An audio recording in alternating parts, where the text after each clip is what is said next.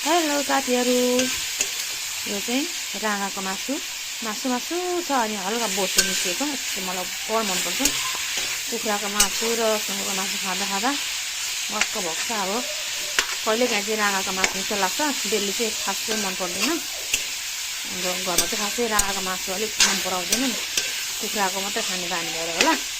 मलाई चाहिँ मिठो लाग्छ कहिलेकाहीँ खानुलाई। अब टक्क मजाले पकाएर ग्रेभी बनाएर तातो तातो भातसँग खाने हो साथीहरू। के भइसकेको छ, यहाँ चाहिँ नुन एड गर्दैछु। सकिलो बनाउनु पर्यो, अलिक लाएर दामी हुँदैछ। मजाले भुटेर यसलाई चाहिँ यस्तो ग्रेभी बनाएर खानु मन छ नि।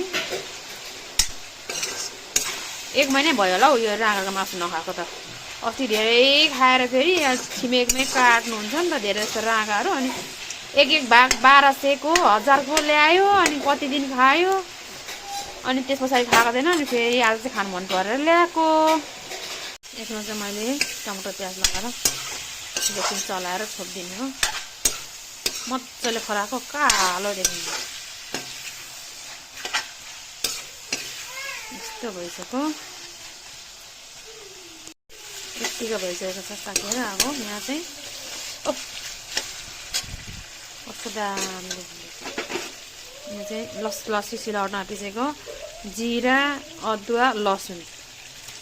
किनभने यहाँ जिरा चाहिँ म किन लगाउँछु भने मलाई मन त पर्दैन, त्यही पनि जिरा चाहिँ किन लगाउँछु भने नि, अब यो पहाडे राँगाहरू चाहिँ खासै त्यसमा लाउँदैन तरकारी के। अनि यो राँगाहरूको चाहिँ बजारतिरको चाहिँ अलिक अर्कै खालके आउँछ नि त बास्ना, अनि त्यही भएर चाहिँ यो जिरा लगायो भने यसको अलिक गन्ध मार्छ।